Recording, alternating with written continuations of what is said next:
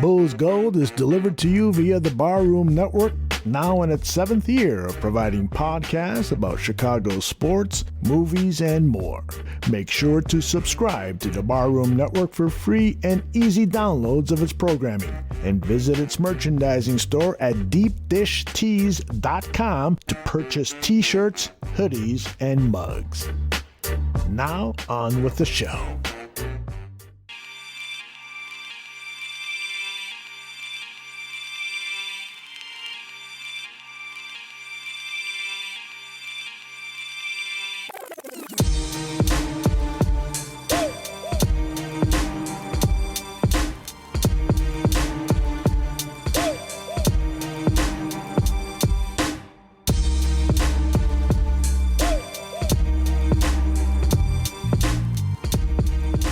Hey, welcome to Bulls Gold here on the Barroom Network. I'm Edward Schuler, joined as always by Salim Sudawala.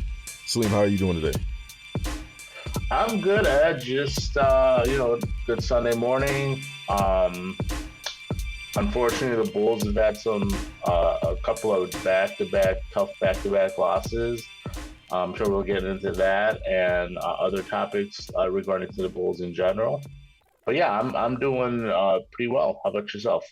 Yeah, I'm doing really well. The Bulls split 4 games this week, wins against the Boston Celtics and the Pacers, lost back-to-back losses against the Spurs and the Sixers last night, both 5-point losses. So kind of some tough execution down the stretch. But some mixed results from this team so far through 7 games, and a big-time opponent on deck when they go to Brooklyn on Tuesday, also at Boston on Friday and Toronto on Sunday. So a little bit of a tough stretch ahead these next couple of games. So we're going to get into some discussion on what we've seen from the team this week. And joining us is a really, really great reporter for NBC Sports Chicago. He covers the Bulls and always has great insights on the team, always has his ear very close to the team and what's going on. Our guy, one of our favorite guests, Rob Schaefer. Rob, thank you for joining us again, man. Yeah, thanks for having me again, guys. It's been a while, but I've been coming on this show, really, since I first got on the beat. And I've been on plenty of times, so many times that I've lost count. I was going to try to do the math in my head now, but couldn't quite get there. No, for sure. But always appreciate coming on.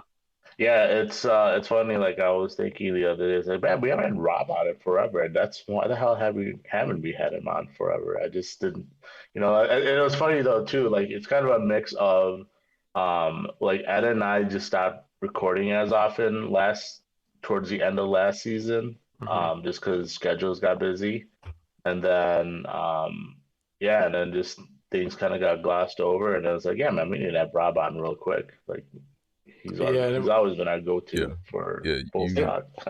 It was good to see at the game the other night too, Salim. We each were reminded of how tall the other one is. Yeah, definitely. I kind of had it the other way. You thought I was shorter, but I thought you were taller. I don't know why. Like, I remember when I saw you the first time, I was like, man, this guy's like 6'5". But I was like, oh, okay, he's not as tall as I remember. Wait, so I don't know. Maybe you're wearing higher.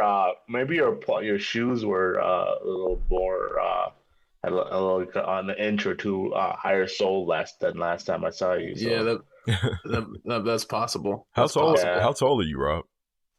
6'3.5". Oh wow, he's still tall. He is still tall. Yeah. He got a couple of inches on me still, but I was still like, for some reason I was thinking he was like a little taller than that. But yeah, the first time I saw Rob, I was like, I wasn't expecting someone short by any means, but I was like, man, you're pretty tall. It's funny because, like, when I met Matt Peck and Dave Watson, they're tall too. Yeah, they are. And it didn't click to me because I remember seeing them standing next to Zach, and Zach wasn't like really towering over both of them. So I was like, it didn't click to me at that time. But then when I met them the first time, I was like, oh man, you guys are tall.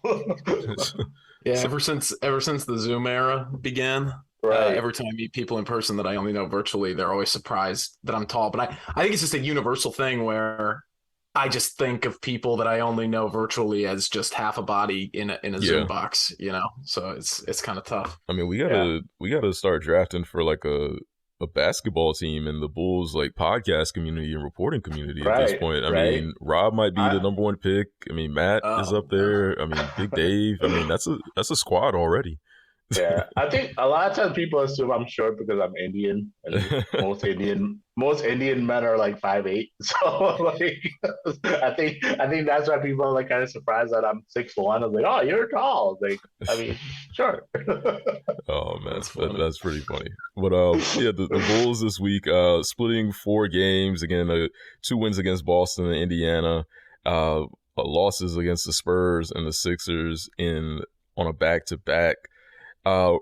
Rob, so far this season, I think going into the season, a lot of fans were concerned that this team was going to be possibly on the play-in side of things in that like 7 to 10 range, as the Eastern Conference has gotten a lot better with some really stacked teams. And like in the Cavs case, they acquired Donovan Mitchell, a really big name, and they've looked pretty good so far. So the Bulls starting this season so far at 3-4 is probably not easing anyone's concerns about that. And you kind of look at the numbers overall, and it's not anything great. It's pretty middle of the road.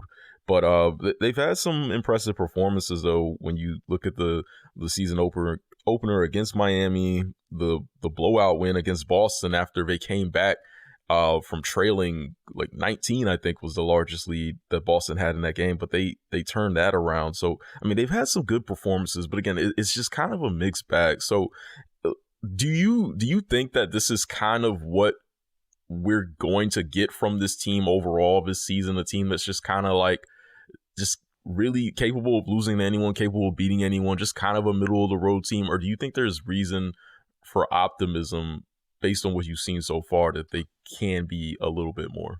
Yeah, so I picked them before the season, the Bulls, for, I can't remember, it was just over 500. It was either 42 or 43 wins and the 8 seed. So that's what they've done so far hasn't led me to, form any new evaluation of them other than that.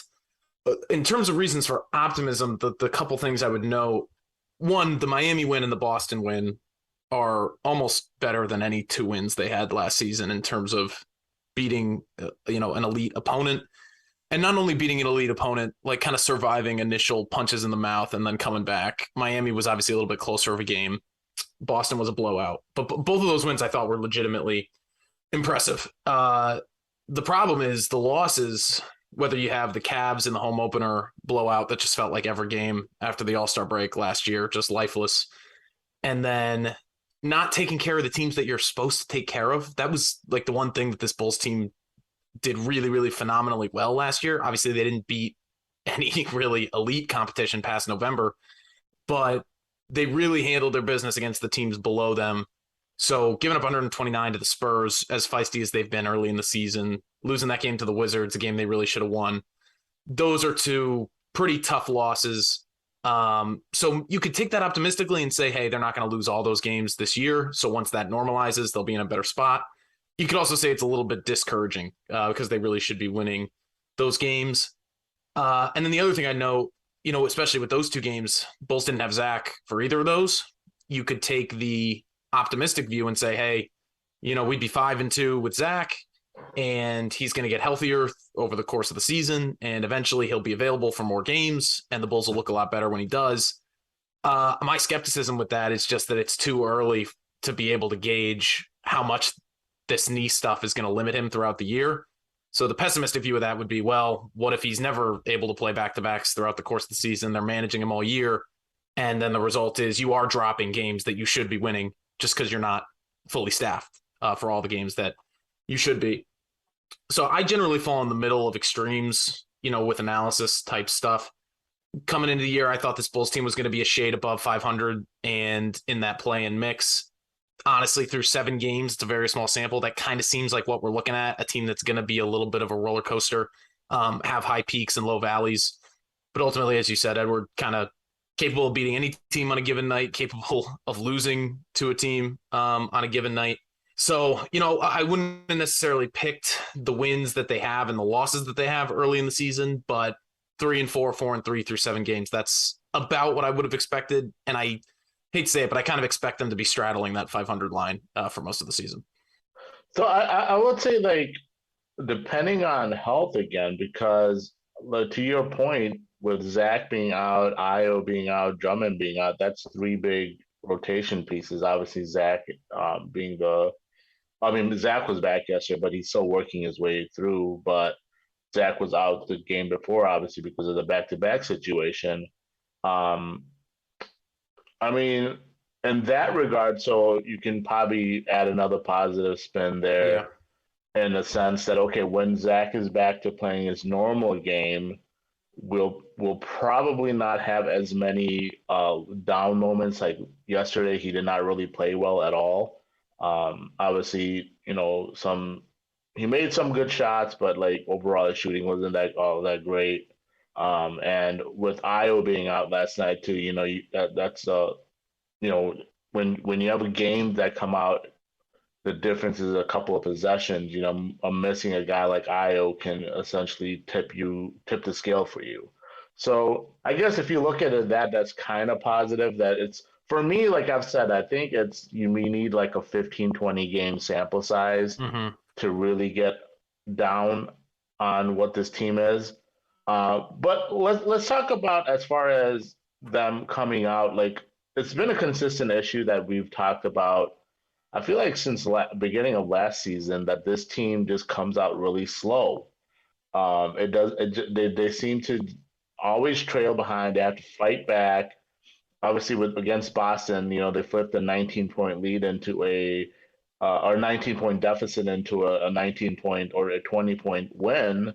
But yesterday, again, they're down big. They're down big against, I don't know whether it was big, but it was double digits against the Spurs too. Having to claw back all the time against teams is tough, and then expecting to have the gas left to finish those wins is tough too.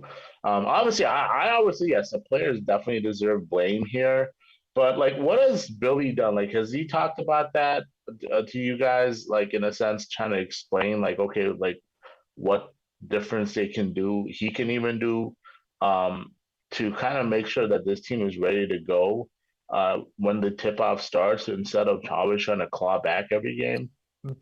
So I wouldn't say that Billy has said specifically what he is going to do to try to change that trend, and you're right, it's an alarming trend, Salim. Now, granted, we have not asked him, or at least not that I've been there, asked him a question that is framed directly in that way. So, I mean, we're going to have to do that at some point because, again, this is a big issue. What I asked Billy about pregame yesterday was the opponent 3-point shooting, which obviously very high variance, very small sample size, plenty of old adages out there that say you can't really control opponent 3-point percentage. What you can control is volume. But, again, this is a 7-game sample, so it's small, but the Bulls are dead last in the league in first quarter defensive rating. They entered yesterday allowing 57% 3-point shooting in first quarters, and then the Sixers shot 6 of 10. So I asked Billy about that, and he kind of segued it into the slow starts thing, because so much of the slow starts is wrapped up in the defense being poor.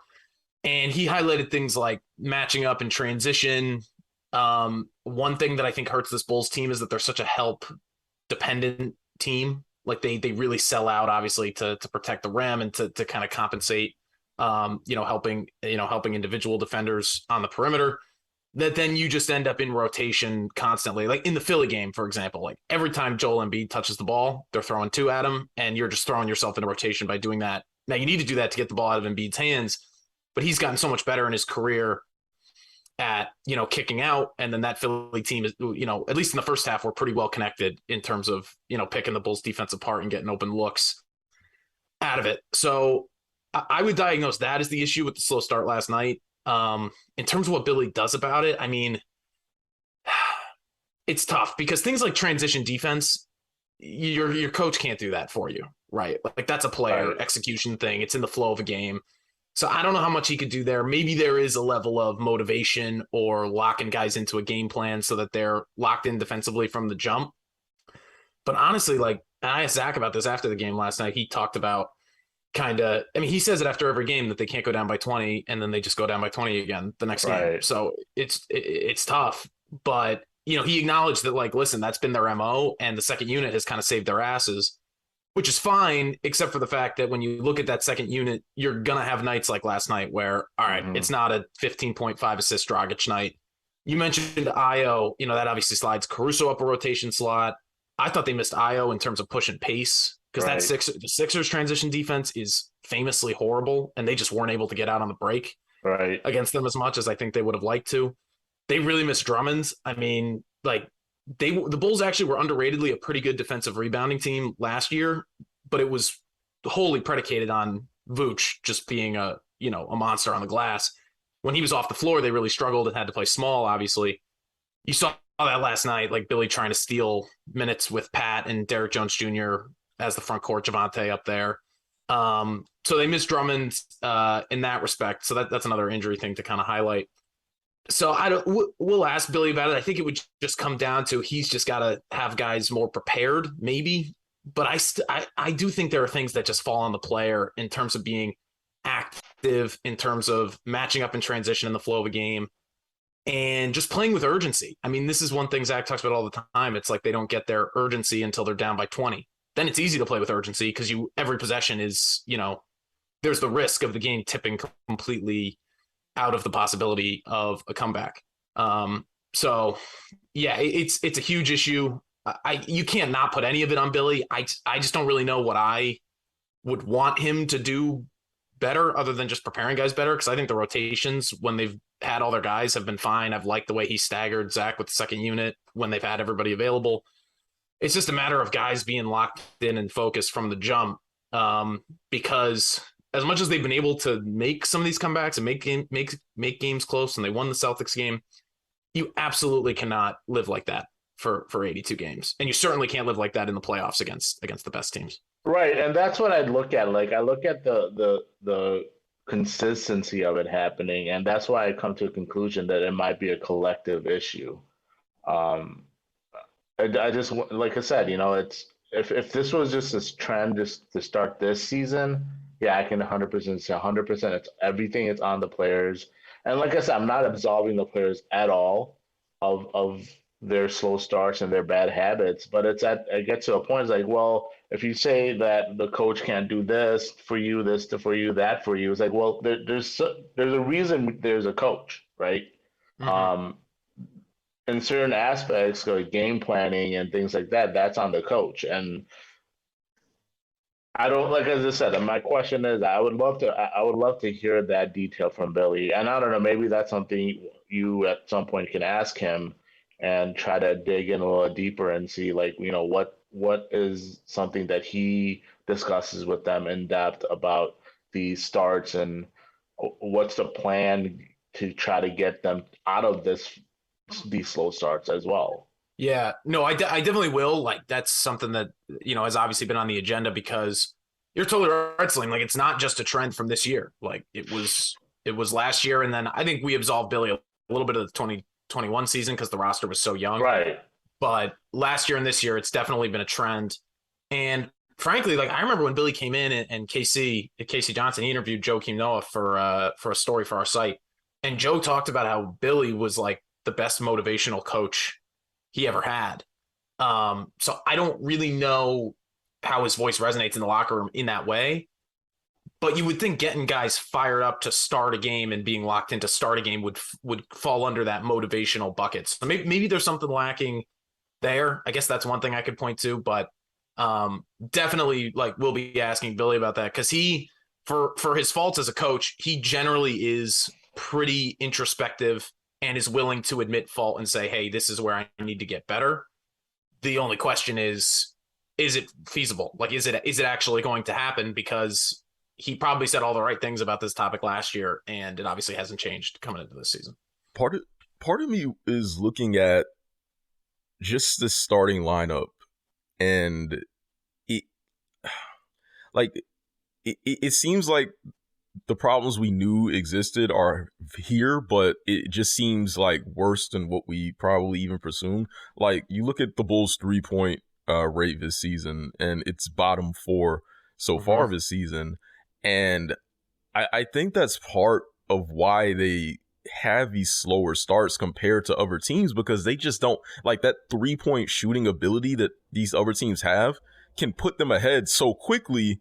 So it just looks like the Bulls are just flat in comparison because they're matching so many threes with twos, or they're getting to the line.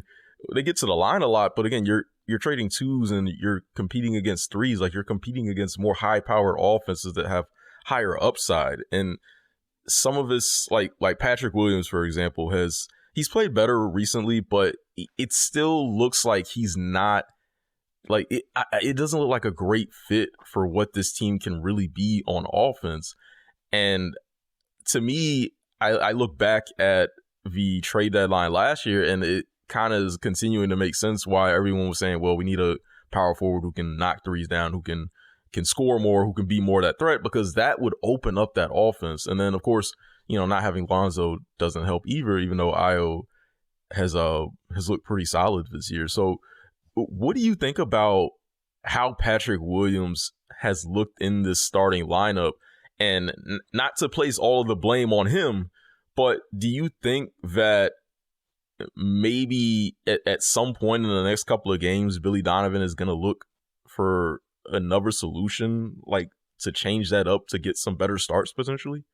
Yeah. So I totally agree. Patrick is not their biggest problem. And even when he's played better the last few games. He had 2 10-point games and, had a couple nice offensive moments against Philly. Even when he was playing as poorly as he was to start the year, not to say that he's totally figured it out, but even when it was at its low point, he wasn't the Bulls' biggest problem. I totally agree with the 3-point shooting critique, Edward. Like, it's just a math problem at a certain point. It got to be a math problem last year. It's just hard to keep up in this league, shooting as few as they do. And obviously just not reliably on a night-to-night basis. The percentage hasn't been terrible over the small sample to begin the year. But without Lonzo's volume and efficiency combination, it's just hard to keep up. To start games over the course of games, it's just a difficult thing.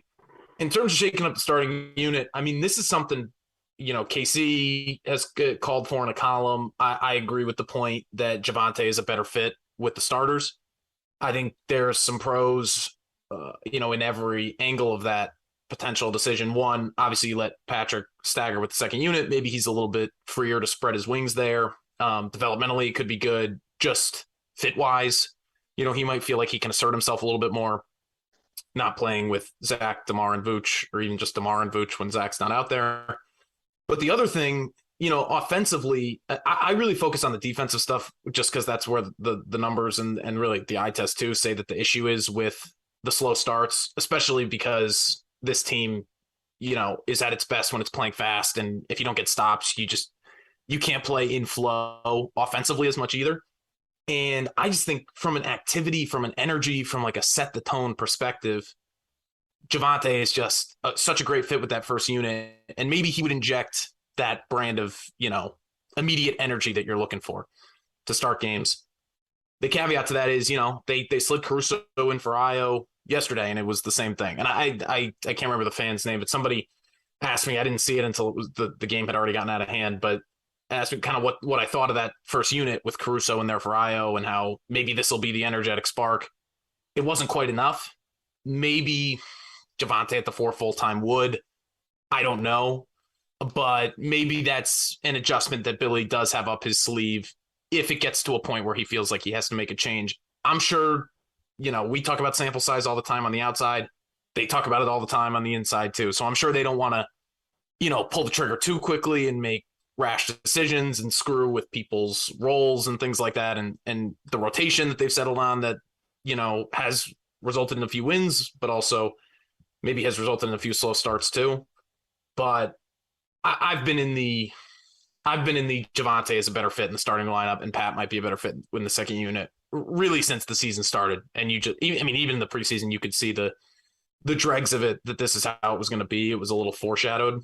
But to me, it's not like a harsh criticism of Pat to say that, in my opinion. I just think when you look at just how people's skill sets mesh and how people's preferred roles mesh, I've thought that Javonte was a better fit with the starters. And then when you factor in the slow start thing, that might even be another reason. So, we'll see if they ever get to that point. But, if it gets to a point where they just keep starting this slow, I just don't know how you can't pull that card, because it's really one of the big moves that I think is still up Billy's sleeve to potentially use. What do you think of how Patrick Williams is developing so far of the season? Like he hasn't played a lot of games for a rookie, and that's been because of injuries and things like that. But like, do you think that this season he is going to develop positively, whether it's coming off the bench or in the starting lineup? Like, what do you make of him just going forward this season? Yeah, I truthfully don't know. I will say it's a good thing that he's at least played better over the last few games, and you've seen those flashes of aggression. Like he had a nice dive on a pick and roll dunk last night. He's had a few strong drives. He had a coast to coast bucket. I think it was in the Spurs game where he pulled down a rebound and just took it the length of the floor, which is exactly what fans and the coaching staff, everybody has been begging him to do. It's still inconsistent, and the thing that I notice is when you look at the way that Billy now he closed with him last night and played him, a little bit more conventional starters minutes last night. But early in the season, to see nights where he has his first stint and then doesn't come in for the rest of the first half, and then has his first stint in the third quarter and then doesn't have a stint the rest of the game, it shows me that if he hasn't lost the coaching staff's trust in terms of, impacting winning on a consistent basis, that's at least a tenuous, there's at least a strain on that trust where they feel like Javonte and Derek are playing, higher leverage minutes, and maybe they think Derek Jones Jr. that is, and maybe they think they can just trust them more on a possession by possession basis. That makes me worry a little bit for Patrick's development because, listen, the coaching staff knows what we all know, which is that the Bulls need to maximize their window this year. And they're going to make decisions that are going to help them win games today and tomorrow. It's hard to fully prioritize development with the pressure that's on this team this year. And that's part of what makes Patrick's development situation so tough. So I like that he's improved since getting off to a slow start. My only question is he going to get enough playing time? And is he going to get opportunities in the situations he's most comfortable with that he's truly going to significantly develop to the point where you would call it a leap, which is what everybody wanted coming into this year, right? That was, if not the expectation, it was the hope. I'm a little skeptical if that's going to happen just because Billy, even though he's kept him in the starting lineup, has shown that he does not have a lot of leeway for him. Like he will gladly turn to a Javonte Green or a Derek Jones Jr. if he doesn't feel like Pat has given them what they need. And Pat, it's only been 7 games this year and the injury stuff, so it's a small sample, but he hasn't been able to do it on a consistent enough basis to really stick in Billy's trust circle yet. So, it's hard for me to say whether I expect him to develop after 7 games, but the reasons I would be skeptical are those in terms of the role and the usage. Like I just don't know if that's going to be there the way that I expected it to coming into the year. I mean, so last couple of games, I think we've seen get him more involved on actions and being a screen setter and not necessarily that resulting in him getting cuts to the basket. I think one play he did with Zach where he set a screen for Zach and then was able to cut to the basket and get that dunk, the strong finish. And then obviously you've talked about the defense is the most important part where he's been really more consistent as the season's gone on defensively. And in the past, Billy had mentioned that, Pat can always get involved in, and when talking about his aggression, assertiveness and aggression on offense, and he's always mentioned Pat can always get involved in action and setting screens and things like that. What did Billy mean by that? Because to me, when those actions are set plays that are designed, they're not something that guys are just kind of freestyling out there in a sense. So was Billy kind of questioning Pat's commitment as far as or feel for the game in the sense that hey, when you're out there, we need you to set this screen and you're just not doing it. Is that what Billy was saying? Like, what I didn't understand, like what he meant by that because it's confusing. It's like is Pat refusing to get involved? Like, what do you mean that he can always do it, but he's not doing it? Yeah. So one thing I would say that Billy, he always will lump a lot of different things together when he talks about Pat's aggressiveness. So he will say screen setting, but he also talks about rebounding, running the floor hard in transition, like those little things. Right. So I think those things are a little bit more in Pat's control. And that's where certainly the coaching staff, like, and I think there's been more of an intention to get him involved over the last 2 games, like you said, Salim.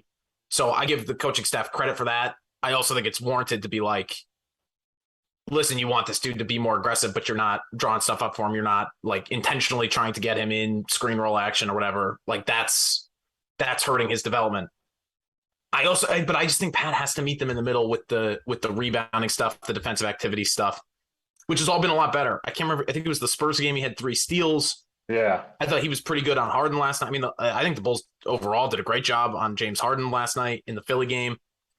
So all that stuff is coming along in a way that is good, because I don't think in the first couple of games of the year when he was getting 0, 1, 2 rebounds in a game, he's still only averaging 2 rebounds a game. I just didn't see even him controlling the things he could control. I think he's starting to do that a little bit better. In terms of the screen setting stuff, I do think, though, when Billy talks about that, like this quote unquote random offense that the principles that he wants them to play to, I think in his ideal mind, guys would just randomly screen for each other. Things would happen in the flow of the offense like that as they're learning to play with each other. The thing about a guy like Pat is he's still so young. He still has less than 100 games of experience. Right. And he's still have a feel for that. You got to have a feel for it. And also, I mean, he's still such in the learning process of picking his spots individually that doing those type of freelance things in the flow of a grander offense, like it's a lot to ask of him. If we're just being realistic, like put aside, well, he's a number 4 overall pick, he should be able to do this. Like, put that aside. We got to be realistic about where he is. I think freelancing that type of stuff would be a lot to ask. So, having him involved in the first couple possessions of games, that maybe that was an intentional thing. Maybe it's just hey, we're just hammering him so much, in downtime, like talking about how much he needs to be aggressive, that he's coming out and starting to take things into his own hands a little bit. But, regardless, I think the coaching staff can do a better job utilizing him. I also think, and he's done a better job, but I think he's got to keep it up. It's got to stay consistent with the defensive activity and the rebounding for Pat, because, I mean, you see it when he goes coast to coast. Like, he can bring opportunities onto himself. He can create them for himself when he's engaged and mixing it up inside and using his like length and athleticism to actually impact games in that way. Just want to keep seeing him continue to do that.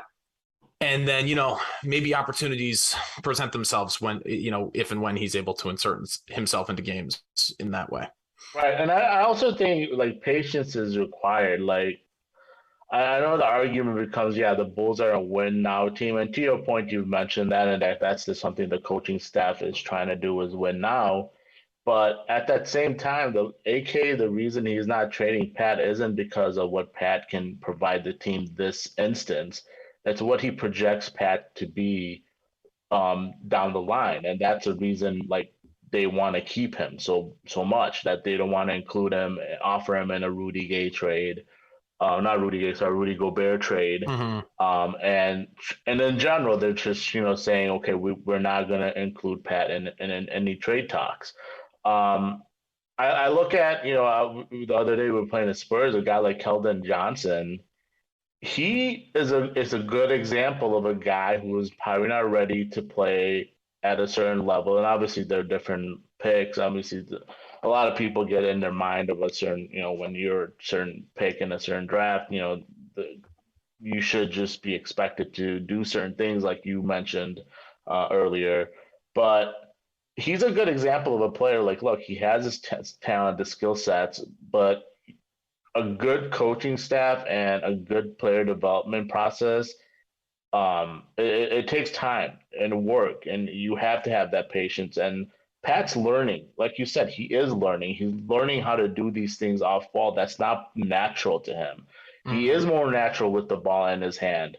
You know, we've talked about ad nauseum about like the off seasons, that workouts that he had. They were on ball activity workouts. There weren't off ball workouts.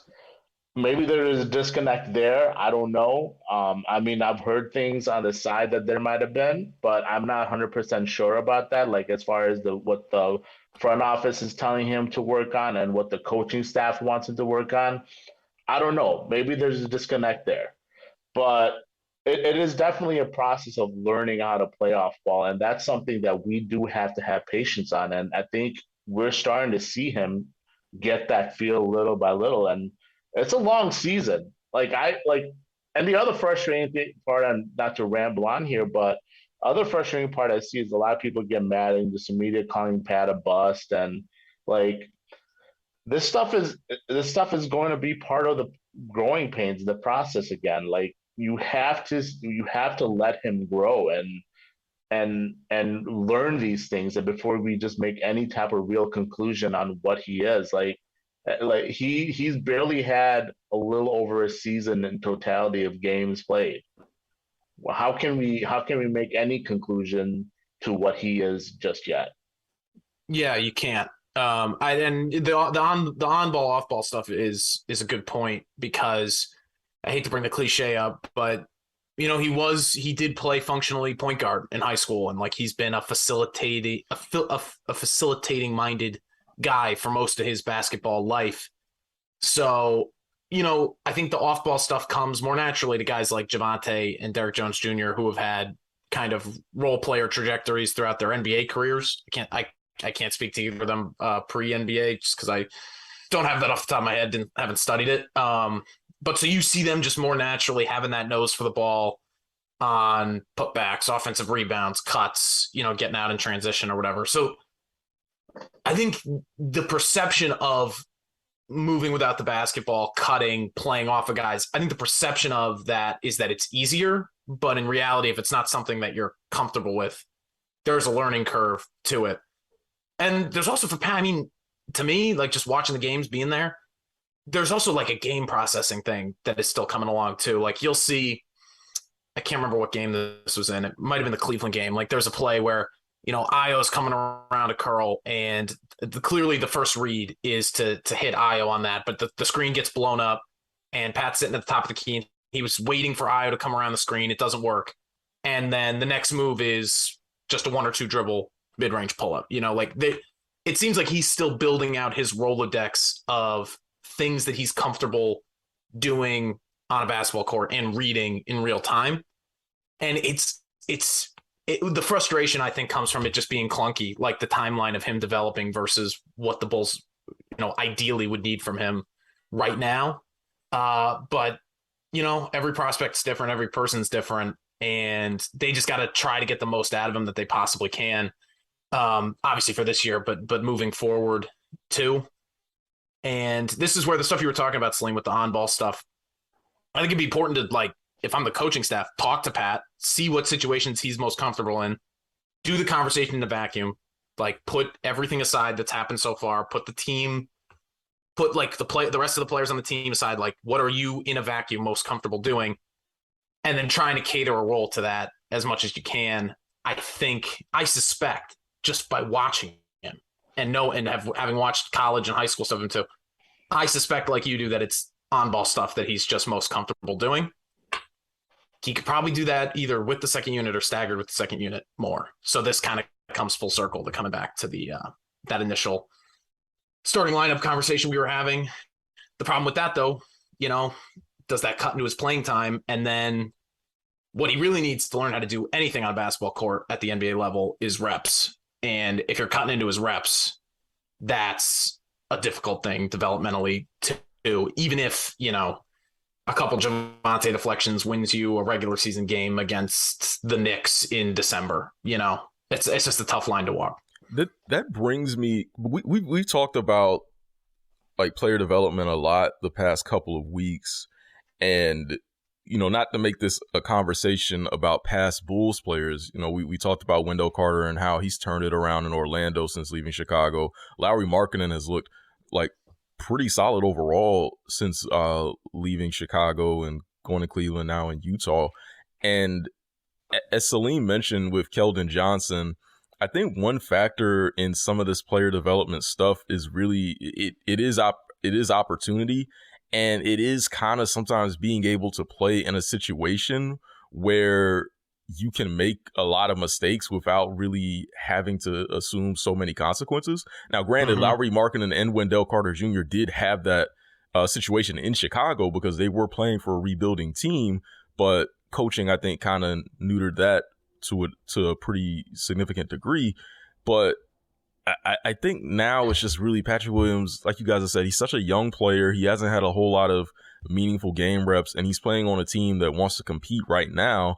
And it doesn't help that the position he plays could be better suited for something else skill set wise that can unlock some offensive potential on this team. So I almost wonder, like, if Patrick Williams was on a team like Utah or Orlando or something like that, where he can really just go out there and kind of have those games like he did against Minnesota last year in that last regular season game where he was the guy and he was running pick and roll and, you know, he was going out there hunting his shot. He was being aggressive. I wonder if we would see more of that and he would start to show those strides more. But since he's on a team right now where it's kind of like, hey, we need production, like it's harder. And, you know, you look at someone like Ayo comes in with more of as a player, he's figured himself out more than Patrick Williams. So it seems like he fits kind of what this team wants right now in the moment than Patrick Williams. But I don't know. I'm just curious your thoughts on that in terms of like what the team is currently plays a role in when those strides actually come from a young player like a Patrick Williams. I think there's no question he would develop faster in an environment. This is just my opinion, but I think there's no question he would develop faster in an environment like that. Pressure-free, play-free, make mistakes, whatever. It's a rebuilding team. Let's get as many possible reps doing as many possible things as possible, and we'll see where we're at after a certain sample. That just seems like the type of player / prospect that Patrick is to me. The other thing that underscores this whole thing, and Edward, you just hit on it with Lauri and Wendell, this front office and Billy came in 2 years ago, like over the top talking about player development. It was the main focus of all of their introductory public comments. It seemed like it was going to be the through line of how they built this thing. We were reading tea leaves, but just looking at where Arturas came from, Denver, that team is built through the draft. They were developed, extended, retained. Like that's how they did business down there. It is not how the Bulls have done business at all. And frankly, I mean, Ayo is their only, to this point, again, the book is not written on Patrick Williams yet, but Ayo is their only player development success at this point. And I don't know if you guys would agree with this, but I think anywhere Ayo went, he was going to, like it kind of just seems like that's who Ayo is. He was going to fit in wherever he went and reach his full potential. So, you know, credit to the front office for identifying him and picking him at 38. But given that he started last season out of the rotation and kind of forced his way in by his own force of will, I don't know how much credit to give the coaching staff for him getting to where he is now. Probably some, because Ayo has mentioned that he likes Billy's coaching style and that it's brought stuff out of him. But the overarching point is this team started young and it's been flipped into a really veteran-laden team. It's why there's so much pressure on the timeline because, you know, you have guys in like DeRozan and Vooch, for example, exiting their prime. You know, contract like Vooch in a contract year, DeMar up after next year. And the underlying context to all this stuff, like making a gamble on how much Patrick is going to develop or improve, you can't ignore the context where the few prospects that they've had in here that were younger and highly touted didn't pan out. Now, granted, they weren't this front office. Lauri and Wendell were not drafted by this front office. So obviously in this business, you're going to have less leeway with guys like that. And, you know, they end up getting used in trades. It's not like they got nothing for them. But that type of stuff makes it harder to bet with 100% confidence that this is going to work out developmentally for Patrick Williams, just because that track record of success is not there yet. Like it's not like he's in a Memphis or a Miami or somewhere where they just churn young dudes out and draft develop like with a pretty ironclad track record.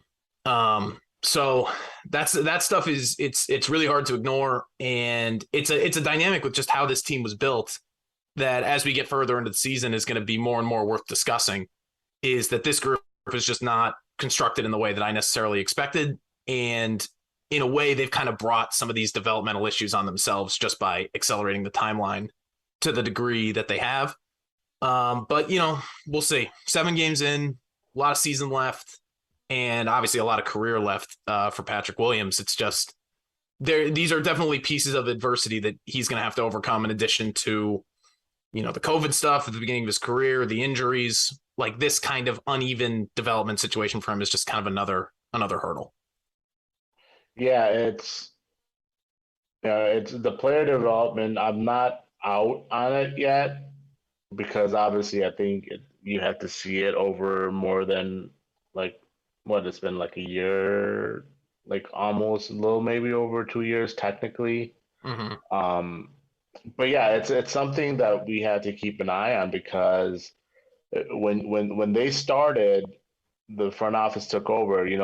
Mark Eversley specifically mentioned, man, they only had one player development person. Like that was shocking to me, and that's something we are going to focus on doing. And the other question you have to ask is like, were they just neglectful of not developing guys that they didn't draft, right? Yeah. That wasn't their guys. Is that the other question that we have to ask? And if that's the case, that's also negligent because in the end, that's talent still. It doesn't matter if you didn't get those guys and you weren't beholden to them. That's still talent that you should be responsible for, developing. Obviously, Kobe White is another player that I do think Kobe's gotten better from his last year from Boylan to where he's at now. But that again, you have to wonder is like what are some of the conversations they've had with Kobe about things that he needs to work on? Is there a disconnect somewhere as far as the things that we need Kobe to do and what Kobe is as a player? Because I always talk about obviously Kobe being a complementary player. He's worked on his ball handling. Things that he works on in the off season is obviously a lot more on ball stuff. And you wonder is like, okay, is there a disconnect in communication here with players? And I think that's what we need to understand as well. That's something that really needs to be dug deep into, because if you're telling a player, hey, these are the things, or at least if the front office is having a conversation at the end of the season with the players, this is what we need you to work on. But then the coaching staff is like, well, this is how we're going to use you. That's a problem. Mm-hmm. So, and I'm not saying that's what's happening. You have to wonder, because what we're seeing guys work on in their games and then what we're seeing players being utilized during the games can sometimes not be on the same page. Yeah. Well, even if you look back to Patrick, like if you look at his summer league usage, it was great to see the ball in his hands and all right, go right. Play free and whatever happens. But at the end of the day, how valuable was that if that's not even close to how he's going to be used? Right.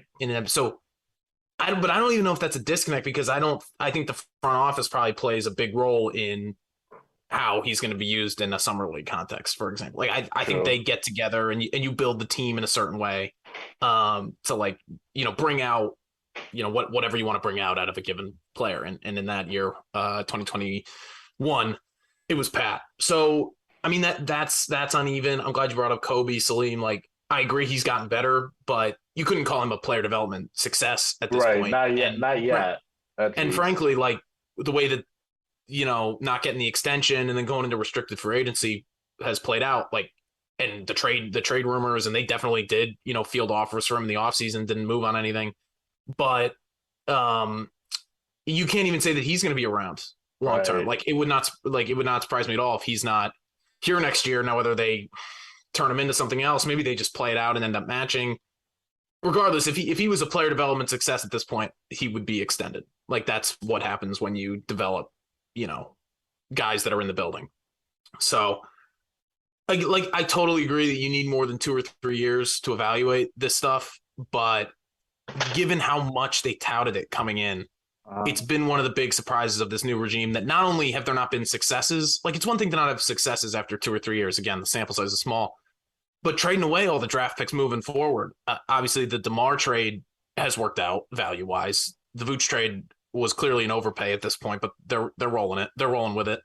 But even those moves, just from the process of them, shows that those types of project development focus, that's just not how they want to build this thing. That's just through their actions, you can tell that those types of things are not as important to them as obviously kind of elevating the team in the immediate future. And that was just surprising to me. I just thought they were going to do it a different way when they came in. Jury's still out on, how effective this strategy is going to be. But it's necessary context talking about the Patrick Williams development stuff, because it makes me hesitant to give the development process here the benefit of the doubt. That's all I can really say about it.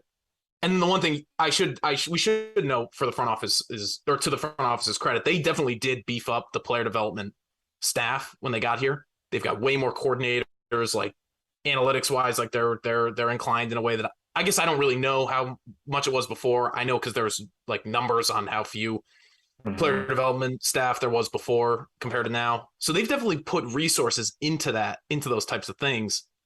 It's just a question of, are the results going to follow? Because at the end of the day, it's a results-based business. Yeah, I guess you have to see the process play out. Yeah, we'll see. Like I said, even the players that they've drafted in general, obviously outside of Ayo, who was more ready to play because obviously he played 3 years of college ball. But even Dalen has been looking like a guy who I really like, and he showed good things, but he looks like a guy who needs seasoning, and that he's going to need that focus on development, especially with his shooting. So I mean, we'll have to see what happens, because if you draft guys that need help and a hand to develop, that player development department and that process that you've implemented, it's going to be very important, and that's going to be really the key long term for AK, because especially with these trades that he's done, we're not going to have next year's draft pick unless obviously they miss the playoffs and get ridiculously lucky, and jump into the top 4. And then we're also going to likely be out of a pick in 25. It's top 8 protected. Again, if they miss the playoffs and they're in that top, they'll get it. But likely their goal is to be in the playoffs, right? So you're not going to have that pick at that point. So yeah, it becomes a point where it's like, their focus on player development, while they don't have those picks, but when they are drafting, they're drafting guys that do need seasoning.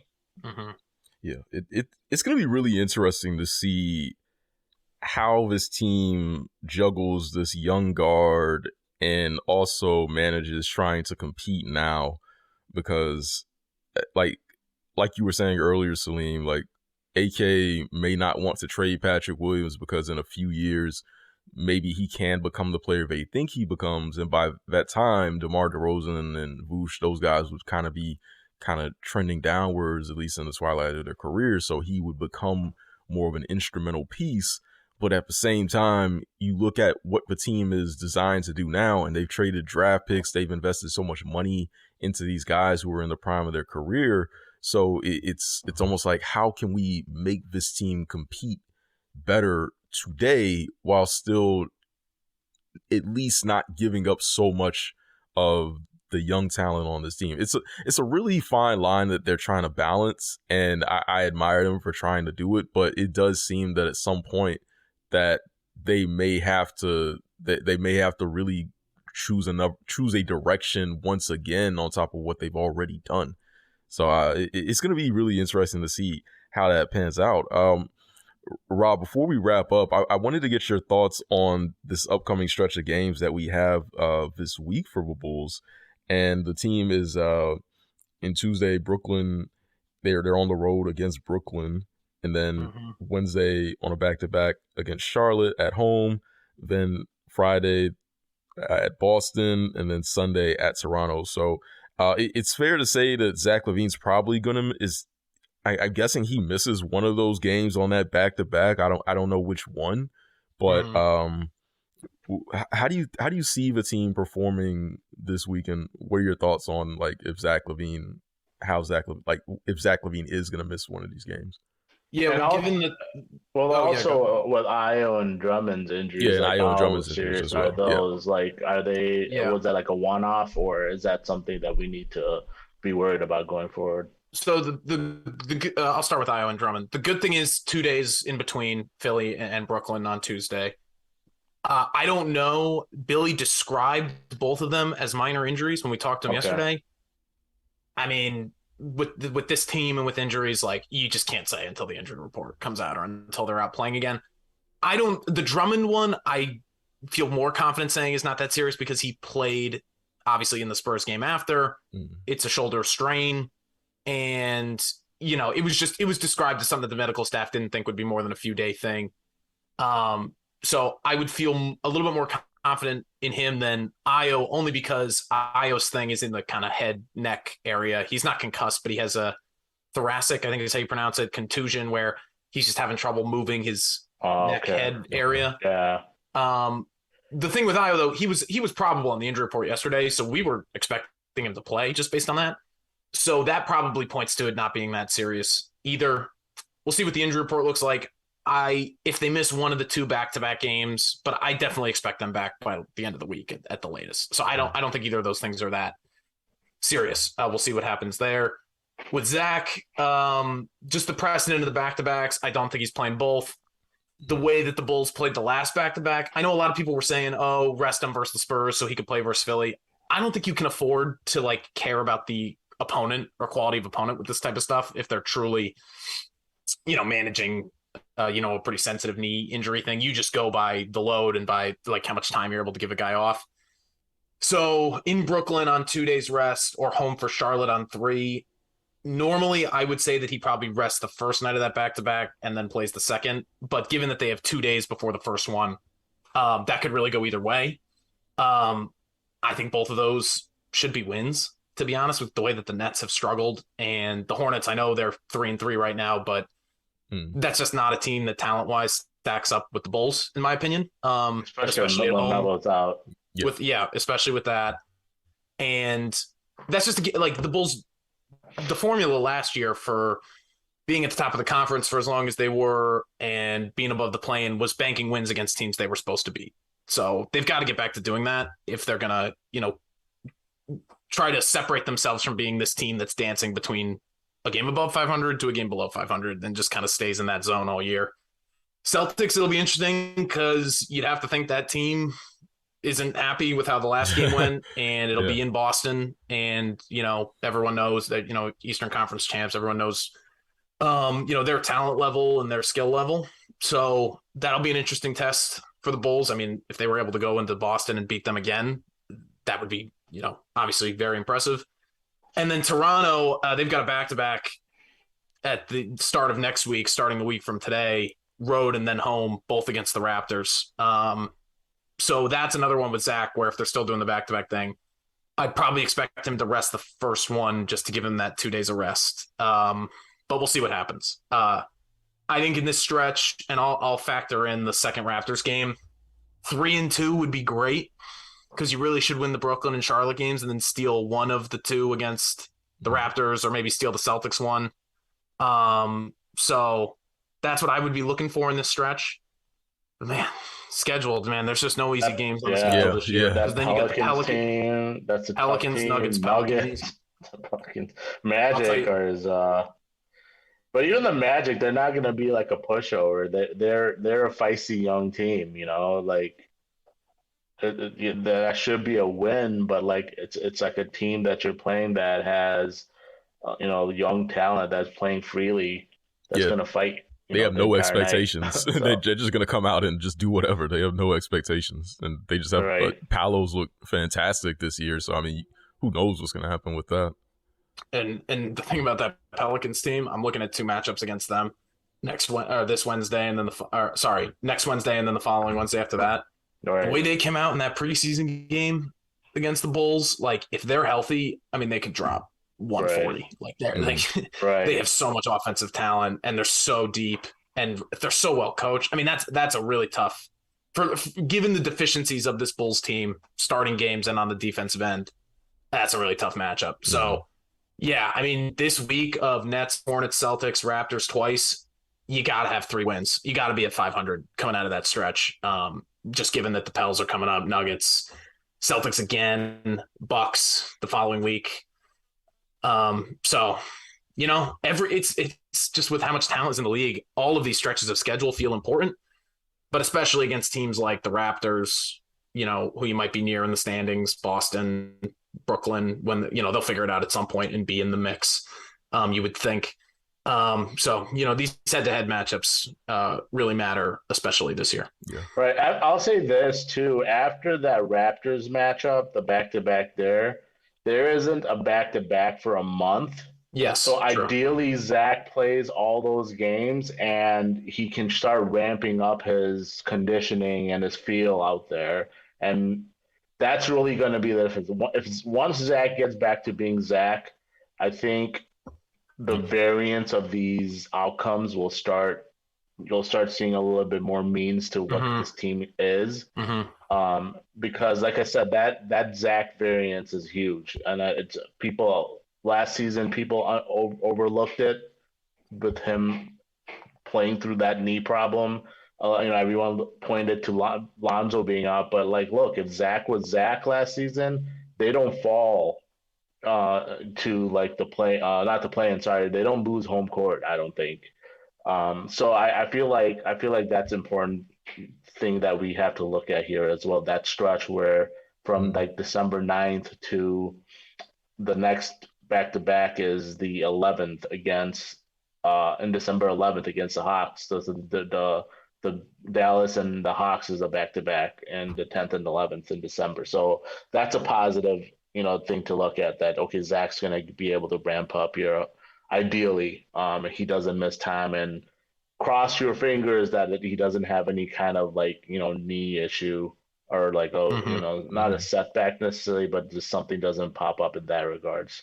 And frankly, hope that it's too soon to have an answer on this, but hope that this is something that gets better over the course of time and isn't just a new reality. Yeah. You know, that's a huge question for the first couple months of the season, where obviously everyone around the Bulls is going to say, yeah, it's management. Yeah, you know, it'll get better over time. Zach will say, and he might believe it, like, yeah, I'm still just feeling myself out. You know, the pop will come back. But just especially the way that camp in the preseason and him missing the opener out of nowhere came about. I really don't think we're gonna have an answer to that until like midway through the season, maybe. Yeah, at the least. And like I said, it's about reps, right? Like, so if you're a player that needs reps and needs to get your conditioning right and feel right, you know, these early back-to-backs and playing one game and then sitting out, playing one game and sitting out, that doesn't help you at all, because then that's kind of like almost restarting. Yeah. You know, the going back to square one. Like I said, you know, that stretch is going to be important. And the other thing, I mean, he is, like Billy has said, he's like a lot of day after game practices, like he's limited in practice. So obviously Zach's a vet, like he knows how to get his own individual work in and keep himself ready. But the whole mission statement of this year was continuity. And you start the year without Lonzo, who knows if and when he's even going to come back. And then you pile on top of that, Zach in and out of games, in and out of practices. Like, great. Billy's found a rotation pattern that's working for 2-3 games. Oh, well, it's gone now because Zach's resting this game. And then it's, you know, everything kind of goes out the window and you got to go back to square one. That's exactly what this team was supposed to not be, just based on the way that they approached the offseason. That was supposed to be kind of the one boon that they could lean on. It hasn't been that way so far, but I'm glad you pointed out the gap in the back-to-backs, because I think they have 4 in basically the first like 3 weeks of the season, and then you get that month break. So, you know, I think the most optimistic person would say, hey, maybe by the time that December back-to-back comes up, we have a little bit more clarity. But, you know, with these and with this team, you really got to see it to believe it. Yeah. The only continuity has been consistent guys missing time. That's the only continuity that's existed with this Bulls team. Yeah. Is it really a Bulls season if injuries are not a primary storyline and there isn't some sort of undisclosed injury that is lurking throughout the season? And we have plenty of them, so it's very, very consistent. Rob, thank you so much for joining us as always and dropping some knowledge on the Bulls. Can you let our listeners know anything that you're working on right now for NBC Sports Chicago that we can look forward to reading or listening to? Yeah, so NBCSportsChicago.com, all of mine and KC's work is there. Bulls Talk podcast with Jason Goff. Tony Gill jumps in. We get Will Perdue and Kendall Gill in the mix too. Those are fun. Find those at NBC platforms. And then on Twitter, I'm at Rob_Schaefer.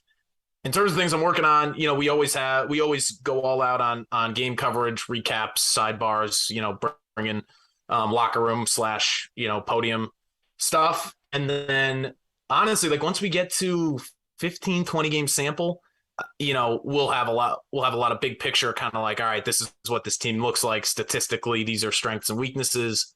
I'm kind of building up the Rolodex of that, have my eye on stuff for now. But you don't want to overreact to 7 games, especially for all the stuff we talked about with kind of how up and down the rotation has been and guys have been in and out. But certainly the further we get into the season, the more we're gonna ramp up. And hopefully the Bulls keep it at least entertaining for us and the fans, and we can maybe see some playoff basketball again. We'll see. Yeah, I still remain optimistic that we're going to get a playoff series. It's going to be a little bit of a tough route, and I don't think we'll have home court, but I think we're going to get there. Thank you so much again, Rob. Salim, any final thoughts before we wrap up, man? Yeah, just glad there's 2 days break here. Hopefully they'll have a full team against the Nets. We'll see, like it said, which game Zach ends up sitting out. I'm guessing it'll be against Charlotte because it's a softer team compared. I mean, shouldn't really say that because Brooklyn's looked like a hot mess to start the season as well. So I don't know. We'll find out.